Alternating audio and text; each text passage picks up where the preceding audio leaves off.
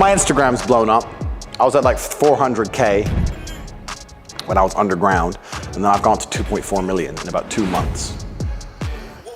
When I blew up on TikTok, I'm gonna start following me, so I blew up on Instagram. And my Instagram is almost basically unusable now. I get 5,000 or 6,000 DMs an hour. I can't possibly read them. What's worst about it is that people have no fucking concept of how busy I am. If I go on my Instagram inbox, I am so ridiculously busy. And they'll message me things like, hey, how are you? Oh, I'm fine, bro, how are you? I don't have time for that. What do you want? Like, at least, your best shot, at least tell me what you fucking want, quick.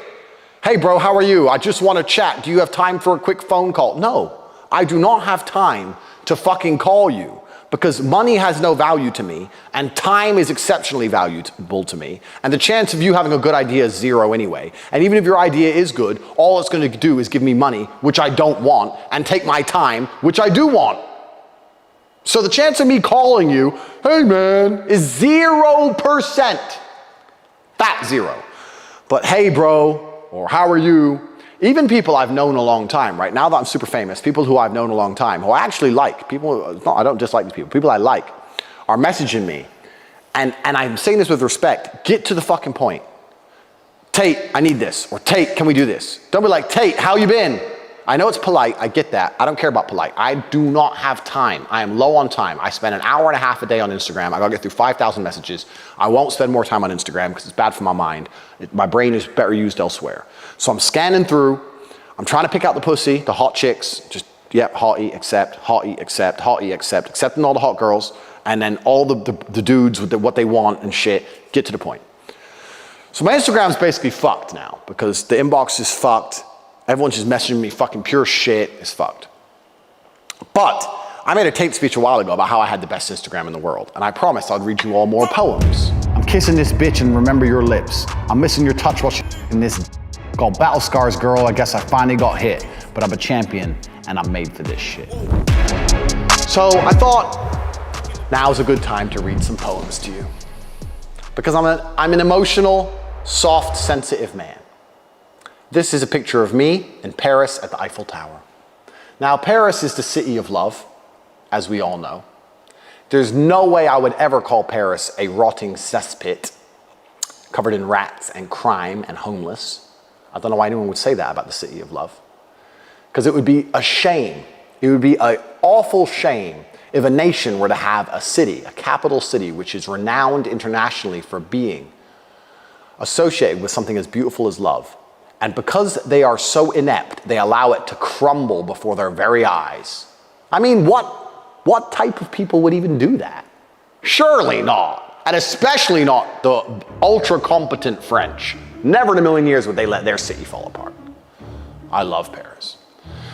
So, I was in Paris for one day only, luckily. I managed to escape quite quickly.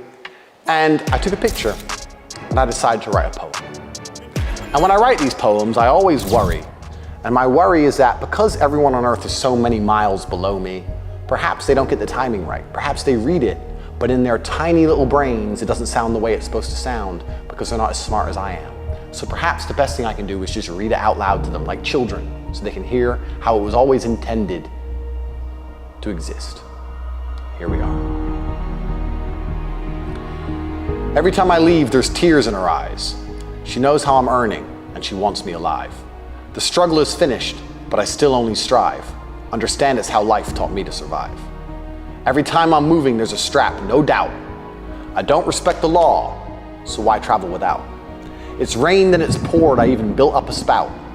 The withouts want my buckets when they're living in drought. Every time that we fuck, I crush my soul into yours. We mix pain and insane with Eiffel Tower tours. I collect cash quiet behind double locked doors. Without profit to make, there wouldn't be wars. Money has no value, so I give you time with the dawn. You're in love with my brains, obsessed with my brawn. Enemies won't stop now the guns have been drawn. I just hope you still love me after I'm gone. Top G. Now, I don't think numbers go high enough to explain the level of women who blew up my inbox when I posted that picture. Because they look at me and go, he's a savage. This guy, He's big and strong and rich, and he's a gangster, and he's living in Romania, and he's got all this money and all these women. Surely he's heartless. And then they read the poem and they go, maybe there's a glimmer of hope. Maybe I'll be the one he writes poems about. And 1,000 beautiful women inbox me. And then there's always some dork who comments under it, you write poems, you're gay. Like, all right, bro, I'm gay because all the chicks are messaging me. That makes me gay. Cool. So, and I don't just do it for the chicks. I do it because I can. And when you're at my level of competence, at my level of ability, you just do things because you can do them. But just for all the players out there who are wondering,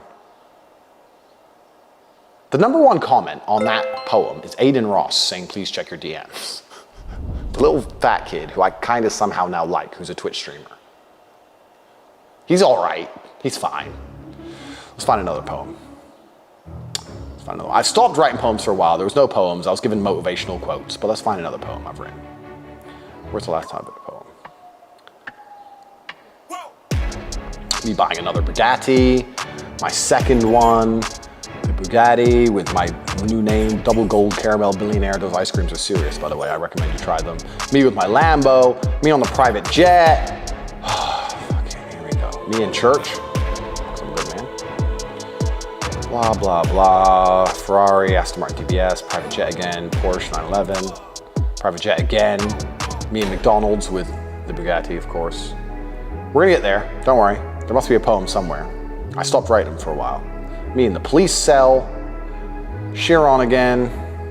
So this poem is about how a man cheats on a woman, treats her like shit, and then she becomes a dickhead. And the man wants to hold her back, but now she's broken inside and she ain't loving anymore. That's why all my exes started messaging me. Did you write that about me? That's exactly what happened. Shut up, bitch. Wrote about all of you. I stole perfect beauty from her eyes. I watched pain draining as she cried. I bear the stain of endless lies. I guess I've learned that love can die. I stole the things that made her kind. She won't act right, made up her mind. But she can see that I'm not fine. I guess they lied, love isn't blind. Now she won't give me what I need, won't respect the values of my creed. It was my greed that made hearts bleed, but now I dream of being freed. No more obligation for the chore. I'm living one leg out the door. Yes, it's my fault that her heart is sore, but I just don't want her anymore. And that poem is about, you're the big G, got your bitch, you're doing your thing, you're out with your boys, pimping, accidentally fuck this hoe, happens. Every man out here knows sometimes you accidentally fuck a bitch. You slip, oops, pussy. Fuck this bitch, you're out, you're busy, you're away, you're doing things. She starts complaining, yeah, you broke my heart, da da da da. And then when you're finally home, she ain't cool anymore. Instead of being loving and nice, she's just like naggy, moaning. And now she ain't the same as she was. And that's what the poem's about. The last lines of the poem are important. It says, I have no more obligation for the chore. She's become a chore, and I'm living with one leg out the door. It's my fault that her heart is sore, but I just don't want her anymore. So yeah, it's my fault that you became a dickhead, but now you're a dickhead, and I don't really want to be with a dickhead. So then when you leave them, they're like, why did you leave me? Because I live one life, my dear, and I lived my life to the best of my ability, and some things upset you, and instead of staying in line, you just thought that the best thing to do would be to become a nagging, horrible person. And I know you feel like I am obligated to deal with it because I turned you into this person, but I disagree. You could have analyzed the chessboard and came to me kindly and nicely and begged for me to stop and stayed lovely and nice so that I wanted to be with you. Because once I don't want to be around you anymore, you don't really have much leverage, do you, my love? And that's what the poem's about. I've sent that poem to about three chicks. And none of them even truly understood the context well enough to realize they should shut the fuck up. They continued to run their mouths, and then they got dumped.